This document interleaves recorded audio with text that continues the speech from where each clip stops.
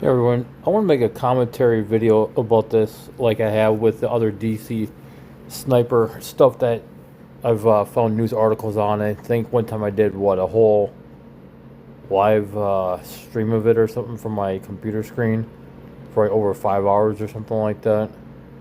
Pretty crazy, but yeah, let's watch this. And I do agree with a lot of the comments in the video here. That why have a museum of it? Why even um like glorify it, and I agree with that. It shouldn't be glorified. Um, but to me, the case is fascinating just because of how close it has been to people who I know still or who I knew,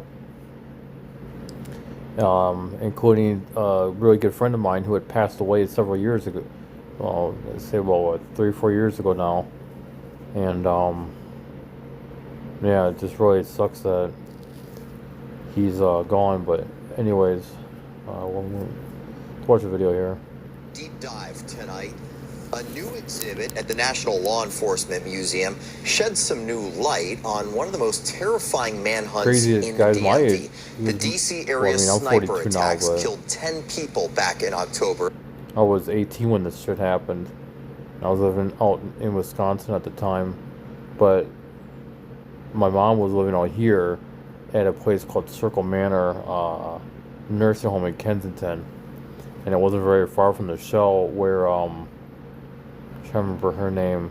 I think like Lori, her name was or something. She was shot there at the Shell gas station on the corner of Knowles and Connecticut. Of 2002. Our Brad Bell toured the exhibit about the sniper's capture today, and he joins us now live. Brad, you covered the sniper attacks from the beginning to the very end, but we understand the exhibit features something that you've never seen before in person. Yeah, that's exactly right, and it's the notorious blue Chevy Caprice that the snipers were using as what I'm going to show you again as a rolling sniper's nest. Certainly saw pictures of it during the trial, but this is the first time it's being displayed publicly here in our region. And the idea here is to really, this is the law enforcement museum, to look at it from the law enforcement perspective and sort of honor the work that brought the killing to an end. Well, the exhibit here at the Law Enforcement Museum opens with a scene setter, taking us back to that time 25 years ago.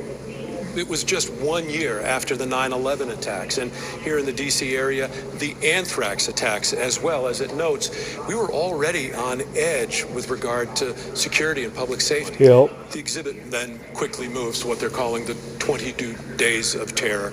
I remember this very, very well. The night before the explosion of shootings, James Martin was shot and killed in Wheaton.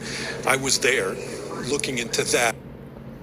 Yeah, where he was killed at that Shoppers is now I think it's a Lidl or is it an Aldi? I forget which one it is. I think it's a Lidl, and then there's a Planet Fitness next to it. Um, but yeah, I've been to that shopping center, and at first I didn't know that he was killed there, but driving up in there, it just kind of gave me that weird, odd feeling, like just sketched out, when I had to use that Planet Fitness for the first time because I want to open a Randolph and, yeah, up in Randolph and I think Neville Street was, the showers were not working for some reason, so I drove over to that one where this guy was killed at in that shopping center. And yeah, like I said, I was sketched out being there. So maybe this is why, because I found out that he was shot and killed there in the parking lot when it was Shoppers at the time. When all of a sudden, all around where I was, shootings, 4 people.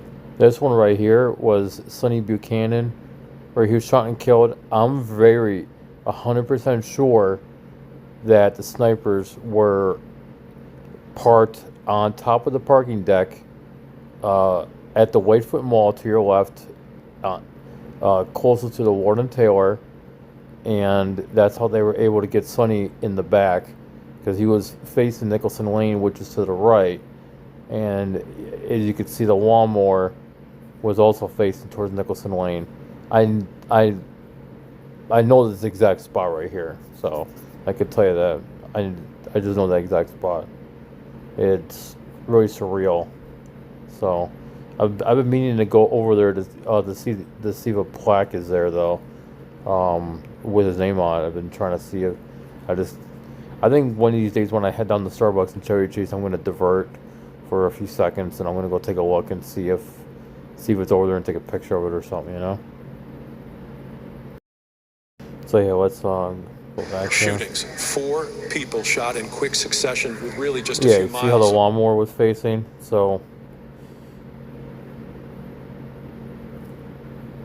and you see how the lawnmower was facing towards Nicholson Lane?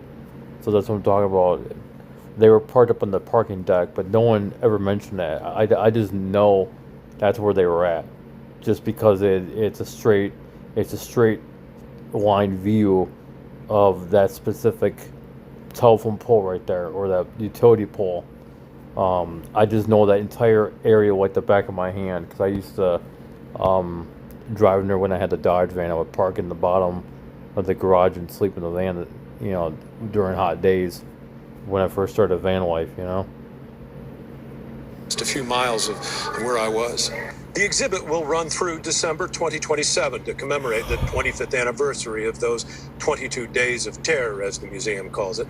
Executive Director Thomas Canavan says the aim is not to highlight the criminals, but rather to honor the police who brought them to justice. We wanted people to see, you know, the lengths that people go to create harm and to create violence and terror in our neighborhoods, again, to demonstrate, you know, law enforcement's commitment to keeping us safe and capturing them. That arrest finally happened. That was at the arrest area up in Myersville, right there on I-70 between Frederick and Hagerstown. I've been in that rest stop many times, but yeah, it's very surreal.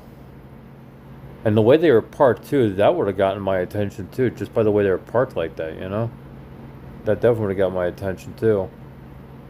stop along I-70 after fingerprints and tips led police to the killers. News we broke on 7 News at the time. It's the guy. The exhibit includes missteps in the investigation, including the region-wide hunt for a white box truck after a witness told police one fled the scene. A shell right there and coffee sandwiches. I wonder where this is at. The shooting. The snipers were never in a white box truck. This, in fact, is what the snipers were using, both to live in, sleep in, and to target and shoot their victims. The blue Chevrolet Caprice is being displayed here for the very first time in our area. Now, it was set up as a sniper's nest, the FBI dubbing it that. The shooter would get into the trunk of the car, climb through from the rear seat, and if you look just above... Well, the shooter was the kid. Think it was Wee Boy with Malvo. So, okay, why does it have a 2009 registration sticker? That makes no sense. Huh. New Jersey license plate, you can see there is a cut. Well, that is where they would place the gun barrel. The sniper lying down on his belly, targeting his victims through his sights and taking lives. She was on his belly, targeting his victims through his sights and she was at the Leisure World shopping center. Sarah Ramos, I think her name was, right? Or something like that. And she was at the post office there, like, or close to it. So yeah, that's just sucks, you know. taking lives. They took a really kind of simple technology and created a horrifying object from it that, you know, murdered 10 people. The .223 caliber Bushmaster assault rifle the snipers John Allen Muhammad and Lee Boyd Malvo used in the attacks is also on display. as are the notes they left taunting their pursuers, saying, quote, "For you, Mr. Police, call me God." There is also an entire wall here devoted to the victims. You'll see their names and their pictures. I have to tell you, I remember every one of these people. Yep, Sarah Ramos. Yeah, she was 34 years old. Very, very Oh yeah, Rivera, I think. well. was Their the one. stories were told at the trials.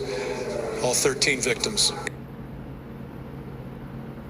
Yeah, I actually talked with someone too, and she said that she knew Conrad or she's heard of him. I forgot what Pamela said exactly, but there's a guy in the video comment in his video that was good friends with him apparently, and yeah, just yeah, it's sad, you know. Including with Conrad Johnson. What you won't find here is any photograph of the snipers themselves.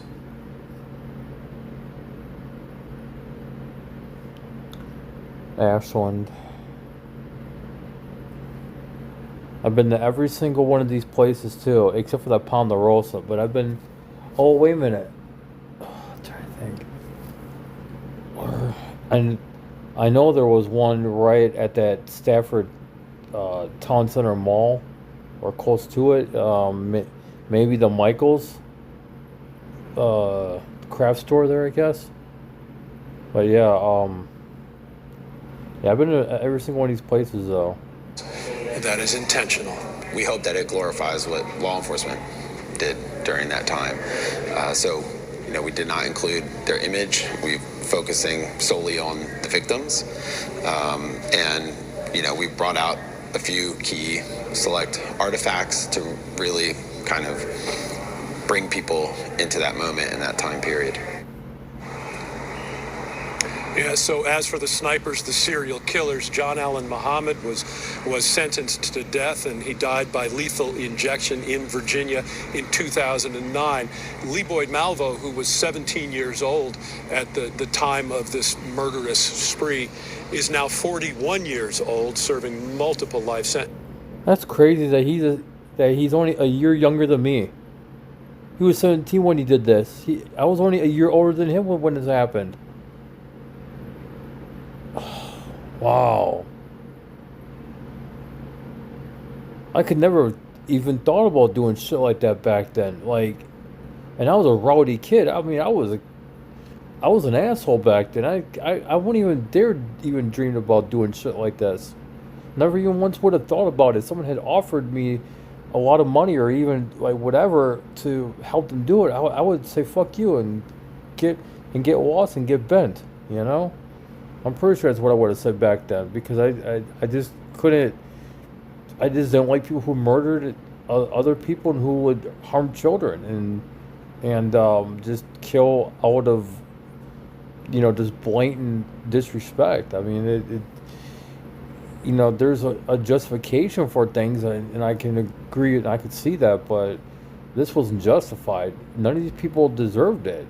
They're just going about their day like, you know, like you or me ever would. So yeah, it just really, really, I don't know, it just pisses me off, you know, that they go around killing random people for nothing, you know? In Virginia, he also faces multiple life sentences in Maryland. Scott? Yeah, Brad, I mean, what an incredibly challenging, intense time. You hear the stories from people talking about even just gassing up their cars, how scared they were. You were covering it, as we've already pointed out. What does it feel like on the streets back then to you?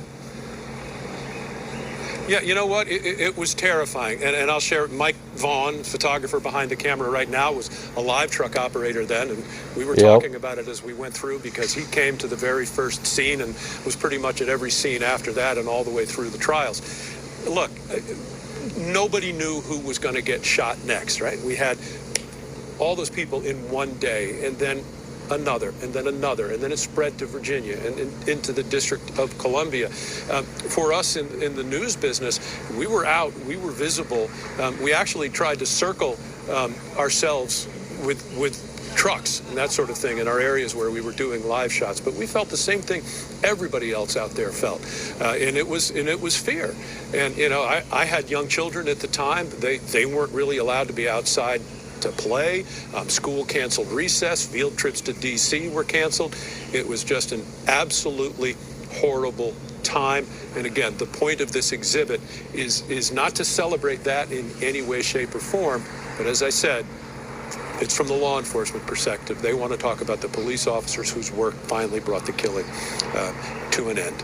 In the district, Brad Bell, 7 News.